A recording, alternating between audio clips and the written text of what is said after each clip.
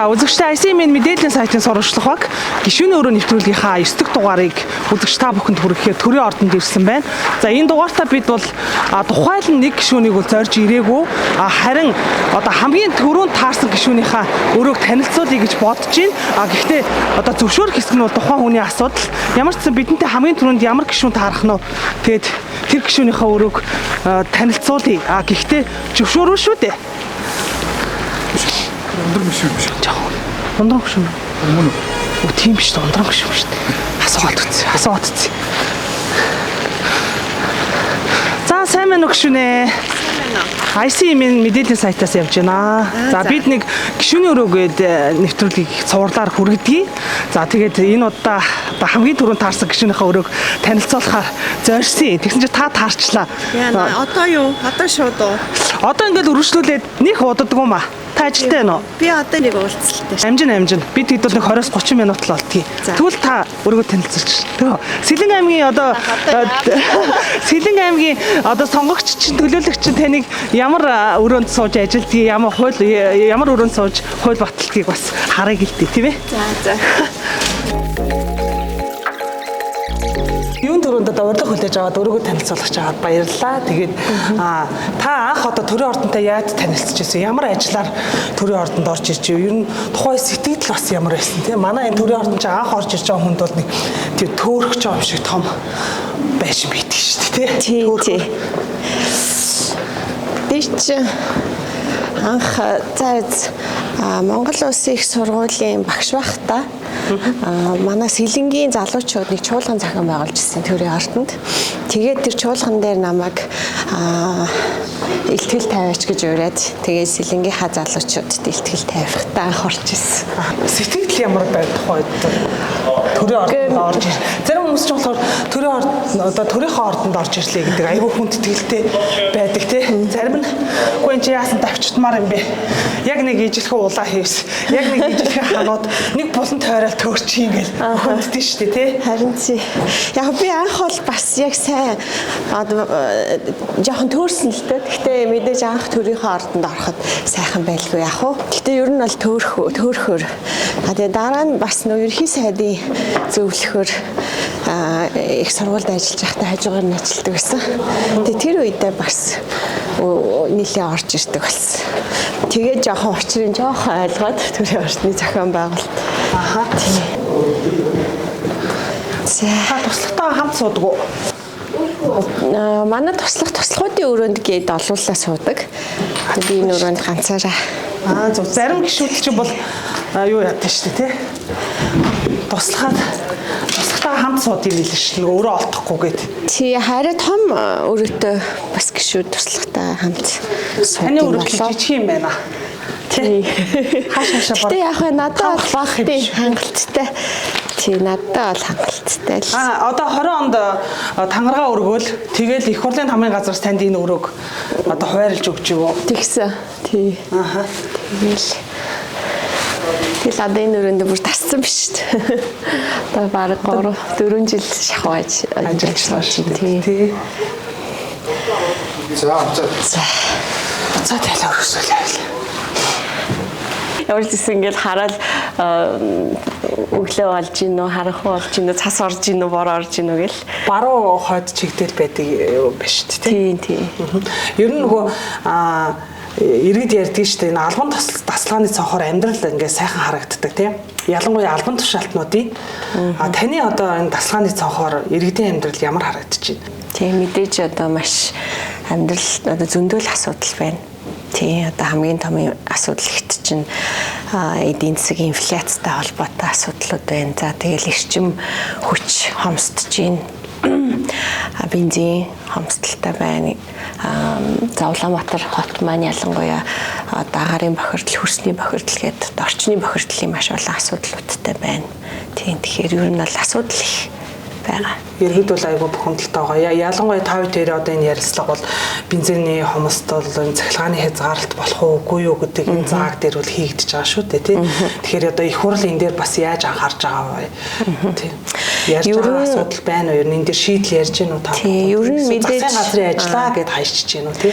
Гүгөө ер нь бол ингээд бид нар эрчим хүчний талд хараат байгаа нь бидний өнгөрсөн хугацаанд хийсэн маш том алдаа байгаад байгаа юм л та энэ өнгөрсөн 30 жилийн хугацаанд. Тэгэхээр бид нар энэ хараат байдлаас гарах хэрэгтэй. Тийм учраас одоо Эрдэнэ бүрэнгийн усан цахилгаан станц ч үгүй юм уу. За мөн одоо энэ ураны бас асуудал явж байгаа шүү дээ. Францын хөрөнгө оруулалт. Тэгэхээр эдгээр асуудлыг бол бид нар маш зоригтой хурдтай шийдэх хэрэгтэй. За одоо хоёлаа энэ ширээн дээр юу вэ? Таны ширээтэй танилцъя. За ер нь ингээд өдөрт нэг ийм хэм маягтай ширээ. Тий өнөөдөр харин гайгүй байна. Ер нь бол ингээд бүүн цаас авуулцсан л байж идэг. Тий одоо хамгийн сүүлд органик бүтээгдэхүүний тухай хууль өргөн барьсан. Тэгээд энэ маань одоо энэ 7 хоног байнгын хороо чуулганаар анхны хэлцүүлэг хийгдэх юм. Тий тэгээд ер нь бол одоо манай улсч чинь хорт хавдрын өвчлөл маш өндөр байгаа, залуучдсан. Тэгээд хорт хавдраас болж нас барж байгаа, нас баралтын тоогоор бол дэлхийд өндөр байгаа, тэргүүлж байгаа. Тийм учраас маш олон төрөний одоо хуулийн ярьсан орчны бохирдлын асуудлуудаас гадна бидний хүнсний асуудал энд орж байгаа. Хүнс ирүүлээвэл хүн ирүүл гэдэг үг байдаг шүү дээ.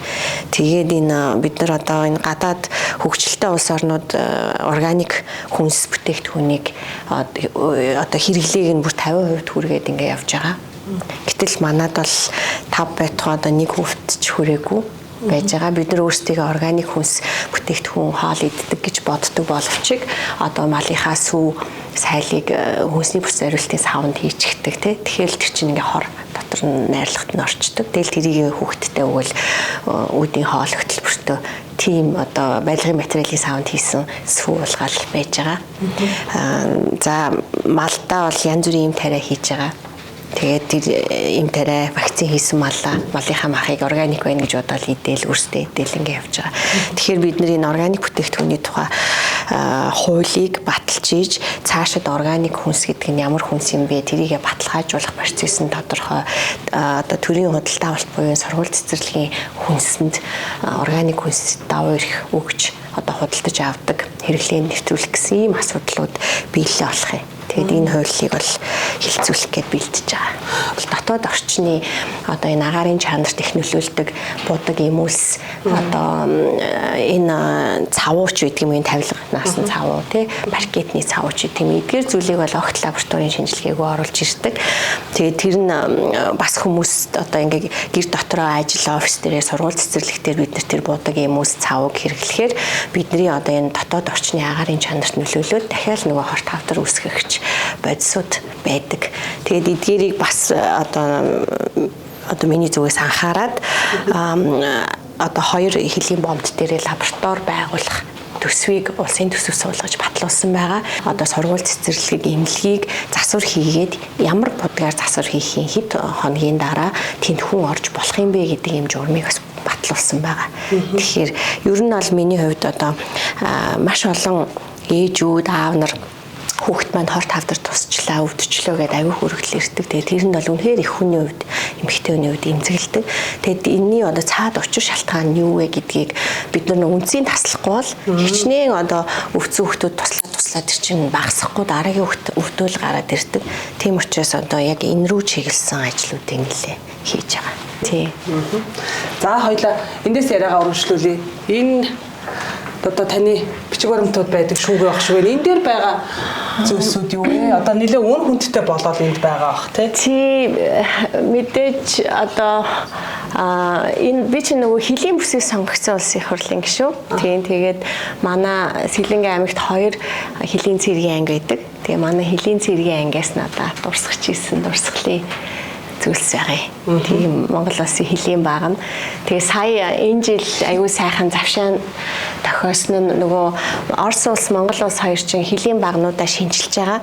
Тэгээд өмнө нь хөлийн баг нь бол одоо цементэн юм хийлийн баган тэгсэн. Тэр нь ингээл янз бүрийн амтан бавга очил өөрийгөө бие мие үрхээр ингээд эвдэрчдэг. Тийм байсан бол одоо бүгдийн чулуун юм баган болгож байгаа. За энд байна.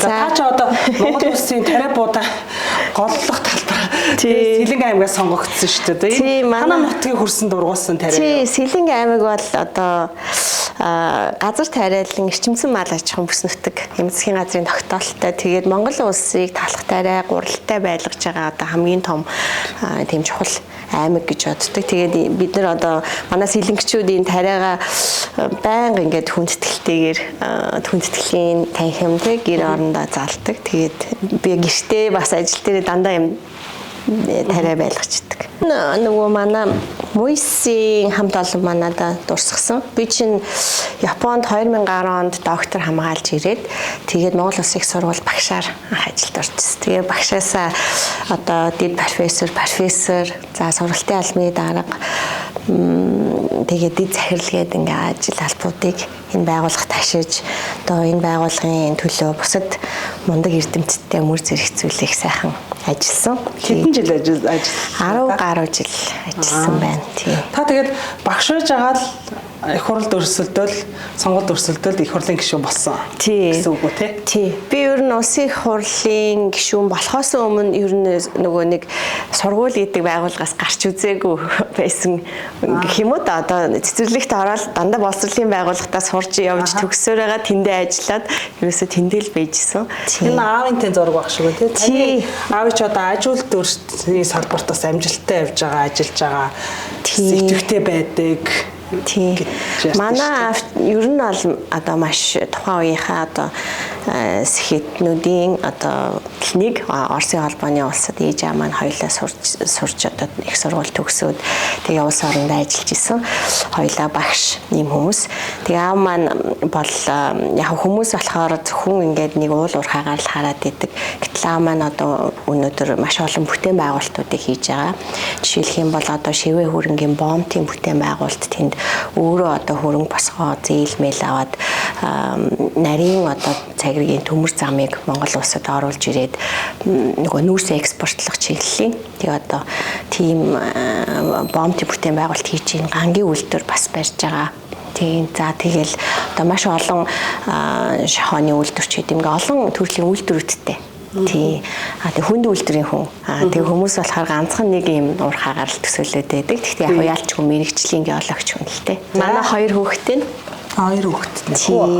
Тий, манай охин хоёр. Манай хоёр хүүхэд чи хоёулаа бүхэлддэг, жижигцүүгээр хичээлдэг. Тий. Охин маань 15-тай. Энэ арай бага үеийнх нь. Тийм байна тий. Зураг одоо өөр том. Хүүхдүүд гэснээс энд нэг мам энтергээ захтал байсан уу юу? Тий. Бис түрүү харин ингээ харчаад өнгөрсөн. Энэ нөгөө сайн миний төсөө өдөр алсан. Тэгээд манай хүү бэлэг гээд ээжтэй захиа бичээд тэгээд ингээд ээжтэйг өөрийгөө зурсан байлаа. Аюу хөөрхөн тэгээ яхав дараа жил миний хүү ядаж ингээд гоё өнгөлөг хорвоог илүү өнгөлөг хардаг болоосэй гэж бодсон. Ийм тэгтээ хөөрхөн агуулга нь одоо одоо миний амьдралд юу ч тохиолдсон та дандаа одоо тэнд байдаг. Тэгээд та одоо намайг юм хайрлагдсан тийм сэтгэл надад дандаа төрүүлдэг. Надад маш олон зүйлийг та зааж өгсөн. Тэгээд миний төлөө таны хийсэн бүх юмд чинь би одоо маш их талархалтай ханддаг. Та энэ хороогийн хамгийн сайн ээж гайхалтай хүн. Тэгээд тийм тэгсэн байна. Энэ ээжэд амар үн хүндэтгэл билэг байна. Тэгээ ээжигээ зурсан байна шүү дээ. Өөрөө хөтлөө тий. Тий хөөрхөн. Би бүрт 11 сарын 26-нд төгсөн. Тий сая 24-нд төгссөн. Хөөрхөн билэг байна. Одоо хүүхдийн ээждөө хамгийн гоё бэлэглэн шүү дээ тий вэ? Тий. За эндээс яриагаа бошвол энэ юунд ашигладаг та би нэг зарим гишүүдийн өрөөнд ороход нөгөө аймынхаа газрын зураг эдрийг тавьж байгаа. За одоо энэ сумд чи ийм асуудал байгаа, тэр сумд чи тийм асуудал байгаа гэж төлөвлөлт юм байлээ. Тэгээд эх сард ийшээ явна энэ төр гэд та энэ зургийг Эсвэл энэ өрөөнд байж байгаад тань дээр ирсэн. Үгүй би өөрөө энийг захиалж хийлгэсэн. За. Тэгээд одоо Монгол улстай холбоотой одоо дэд бүтцийн асуудал ямар байна тий. За тэгээд сүүлжилч цаг уурын асуудал ямар байна. Гэх мэтчлэн одоо тий бүхий л одоо Монгол улсын одоо шийдвэр гаргахад шаардлагатай надад энэ мэдээллийг энэ дээр тавьж суулгуулж өгсөн байгаа. Ер нь бол би багасаа дандаа дэлхийн газрын зурагтай хажууд нь Монголын газрын зурагтай өссөн. Намайг баг байхад л ингээл аав ээж ингээд газрын зурган дээр хараад юмаа ярьдаг байсан. Тэгэл одоо би дандаа яг тэрийг одоо үргэлжлүүлээд өөрийнхөө ажлыг ярих болохоор дандаа ингээл газрын зургийг харж байгаа л ярьдаг. За энд ямар уулын зураг байна? Танаа нутгийн л хайрхан бах тий. Тий энэ одоо манай Ширхэнцэг хайрхан байна. Ер нь бол миний аав чинь ноён уулын бэлт төрсөн. Тэгээд Ширхэнцэг хайрхандаа бас мөргөж өссөн ийм хүн. Тэгээд би чи одоо аавынхаа нутагт байнга багаас очдог байсан. Тэгэл ер нь л яг ингээл тэнд очиод Ширхэнцэг хайрхан дээрээ гараад нэг залбираад тэгээд нэг зүү араа хата харахаар нэг сайхан сэтгэл онгоод. Яг багш байхдаа энэ улсын хурлыг ер нь ямар өнцгөр харж ирсэн бэ? Их хурл дотор яг өөрт ороод ирээд ажилласан чинь зовлон жаргал нь юу ийд юм бэ? Заримдаа шантарч юу ёо яах гэж гэдэг ч юм уу те. Тэгэлгүй яг хөө мэдээж одоо өнгөрсөн 3 жил гаруй хугацаанд би бол одоо амьдралтаа үзээгүй зовлон жаргалыг туулсан. Тэгээд үзэн ч гэж төсөөлөөгүй тэр их юмнуудыг туулж ард нь гарсан. Тэгээд бас заримдаа бол шантармаар одоо хэцүү үед байсан. Тэгэл одоо миний зөвхөн ажил хэрэгээс болоод миний үр хүүхдүүдийн сэтгэл зүйд ямар нэгэн асуудал гардаг ч юм уу, сургууль дээрээ найз нөхдөд найзлахаа болдог ч юм уу, тийм юм хүртэл гарахаар хүн чинь нөгөө хүүхд дээрээ ирэхээр шантардаг юм бэл. Бас ингээд давуу талууд байна л та. Одоо жишээлбэл боловсролын салбарт маш олон болохгүй байгаа ямыг би Монгол улсын их сургуульд ажиллаж байхдаа салбарын хүрээнд ингээд хараад тэрийг өөрчлөлмөр санагдаад гэвч би нэг сургууль дээр байгаа болохоор тэр Монгол улсыг хамарсан тийм өөрчлөлтийг хийх ямарч боломжгүй байсан. Тэгэхээр одоо энд орж ирж тэрийг хийж байгаа. Жишээлбэл одоо энэ 21 аймаг байдаг 850 одоо нөхөн жорлонгийн асуудал биш, сургууль, цэцэрлэг, татвар байрны нөхөн жорлонг би бусад одоо эмэгтэй гишүүдтэйгээ хамтраад бид нар бүгдийг өөрчлөөд одоо дуусах шатанд орж байна. Одоо энд чинь хүүхдүүд нөхөн жорлонгоос болоод хүүхдүүд насан туршийн одоо гепатит вирус ч гэдэг юм уу, гисний суулгацсан өвчин тусдаг, нас бардаг, тэрнээсээ болж за ханиад том бол наазахын асуудал дээрээс нь тэнд хүчирхийлэл явж идэг. Хүүхдүүд ингээ бүр үдээс хойш татвар байрны одоо малчин айлын хүүхд 6 насны 1-р ангид ороод татвар байрны байж байгаа шүү дээ. Тэгээд орой шөнө 0 руугаа гарч бидс гомбол үдээс хойш шингээ муухай ичдэг. Тэгээ тийм хүүхдээ чи өсөлт байж л юм сурах мантай. Тийм одоо нөхцөл байдал Монголд байсан. Тэгэхээр энийг одоо бид нар эмэгтэйчүүдээрээ нийлээд өөрчилж чадлаа. Боловсролын хуулиа бид нар аюу сайн зэгцэлж чадсан. Сая одоо 3 жил хилцүүлэг хийж энийгээ хийлээ. За бас одоо нөгөө эмэгтэйчүүдийн умаа үзүүний хорт хавдар Монгол улсад маш өндөр байдаг. Бусад улсаас бүр хамаагүй дахин өндөр. Энэс болж маш олон ээжүүд эмэгтэйчүүд өргөө алдаг, тий, нас бардаг. Тэгвэл энэний одоо шийдэх арга зам нь ерөөсөө human papilloma вирусын эсрэг вакцин. Тэгэхээр бид нар бас нийлээд эмэгтэйчүүдээрээ нийлээд эрүүл мэндийн амтайгаа мэдээж ярилцж хагаад энэ вакциныг дархлаажуулалтын хуулинд оруулж өгсөн. Тийм. Тэгээл одоо энийг 2024 оноос хийгээд эхлэх юм бол бидний үр хүүхдүүд, охтууд маань ирээдүйд өнөөдөр одоо манай эмэгтэйчүүд тусч байгаа шиг тэгж хорт хавдар тусахгүй. Ямар ч лээс умаа үзэний хорт хавдар тусахгүй болно гэсэн үг. Өөр одоо танд хийхэр төлөвлөж исэн ажлууд чи ер нь дуусна уу? Одоо дуусаа мэдээж дуусна гэж байна уу тий. За тэгэхээр та энэ ажлаа үргэлжлүүлэхийн тулд дахиад шийдэх асуудлуудаа шийдэхийн тулд дахиад одоо энэ 24 оны сонгуульд тойрогт очих уу? Нэр дэвших уу? Гэхдээ яг надад бол одоо хийх ёстой, хийчих шаардлагатай байна гэд бодоод төлөвлөж явж байгаа маш олон ажил байна. Тэгэл эхнээс нэг нь хийгээл явж байна. Дахиад бас үлдсэн ажиллаж байна. Тэгээд ямар ч хэлсэн тойрогт очиж би дүнгээ тавиулъя гэж бодож байгаа. Тийм өөрийнхөө намайг хэрвээ ард түмэн дахиад ажиллаа чи бас бас гайгүй ажил хийлээ гэх юм бол би дахиад одоо бүр илүү эрч хүчтэйгээр ажиллана. Яагаад гэвэл одоо би чинь туршлагатай болчлоо. 4 жилийн туршлага гэдэг бол одоо бас л том туршлага шүү дээ. Альва ажилд хүн ороод 4 жил ажилласан бол шал өөр болдог. Тэгэхээр туршлагатайч боллоо. Одоо нөгөө нэг 40 гарлаа 90 цент ч хүртлээ. Тэгэхээр одоо бол хүүхдүүд маань айгүй сайхан том болчлоо. Хэд их сарын өмнө Монгол хүүхэд одоо 1-р ангиас англи хэл үзэх үгүй юу гэдэг маргаан бол их хурлаас даваад бүр ингээд иргэдийн дунд жинхэнэ хилцүүлэг өрнөжлөө. За нэлээ их асуудлыг даваад за энэ Монгол хүүхдүүд бол 1-р ангиас англи хэл үзэхийн заалт бол боловсролын ерхий хуульд орлоо.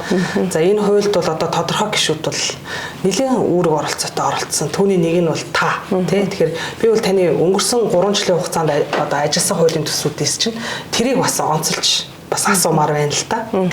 Тэгээд ер нь бол одоо манай Монгол улс чинь нэг юм хувийн сургуулийн хүүхдүүд гэдэг нэг юм дэлхийн топ сургуулиудад ордог сайхан амьдрахын тодорхой нэг хүүхдүүд. За тэгээд нэг улсын лаборатори сургууль гээд төсвөөс ингээд тэр хүүхдүүдийг ялгаад, шалгаж аваад, ялгаад, яриа илүү мөнгө хуваарлаад дараагийн гайгүй амьдрах боломжтой хүүхдүүдийг бэлдээд тэгээ бусдын буюу одоо ялангуяа гэр хорооллын хүүхдүүд байна, аслагдсан сумдын хүүхдүүд байна тий. Эдгээр хүүхдүүд гэдэг юм кастинг систем шиг ингэж хүүхдүүдээ бид нар амьдрал руу оруулж байна. Тэгээ шал өөр гараанаас амьдрал руу оруулаад одоо ингээд уралт, өрсөлт гээд хэлдэг. Гэтэл мэдээж нэг урталт байгаа хүүхдүүд нь л төрүүлэх нь тодорхой. Тэгэхээр энэ ялгааг арилгахын тулд юу хийх ёстой юм бэ гэдэг юм асуулт байсан. Тэгээ хувийн сургууль болон улсын сургуулийн хамгийн том ялгаа нь юу юм бэ гэхээр англи хэл байдаг. Энэ ялгааг бид нар гаргахын тулд улсын сургуульд бид нар адилхан англи хэлийг одоо бага ангиас нь заадаг болёо гэд. Тэгээд энэний төлөө лобби бүлэг байгуулад ингээд ажилласан. Манай одоо бөө юм болж ажилласан тийм бас олон улсын хурцлууд маань тий. Тэгээ яхаа мэдээж энэ чи парламент учраас мэтгэлцээний зарчмаар аливаа асуудал шийдвэрийг бид нар гаргадаг олонхийнхаа шийдвэрийн дагуу. Тэгээ манай хэвлэлийнхэн бас арт түмэн маш их дэмжсэн. Энэ нэвтрүүлгийн нэр бол гишүүний өрөө гэж тий. Тэгэхээр таны одоо энэ гишүүний өрөөгөр чинь таны тойргийн сонгогчдод энэ хэр орж гардаг вэ? Зөндөө орж гардаг шүү дээ. Одоо өнөөдөр гэхэд л манай Сүхбаатар сумын ерөнхий боловсролын сургуулийн төгсгөө ангийн хүүхдүүд ирнэ. Би ер нь нөгөө нэг ерөнхий боловсролын сургууль, ер нь боловсролынхаа салбарын ялангуяа Сэлэнг аймгийнхаа сургууль цэцэрлэг мэрэгжлийн одоо сургуулиудынхаа багш ажилчид, захирлууд, тэгэл оюутан хүүхдүүдтэй их ойрхон ажилдаг. За маш их баярлалаа. Тэгээд одоо шууд таараад гишүүнийхээ өрөөг танилцуулчих гэж тулгацсан доочлаа. За маш их баярлалаа танд. За баярлалаа. Сайхан яриа өрнөлөө. За баярлалаа. Сайхан баярлалаа. За баярлалаа. За бас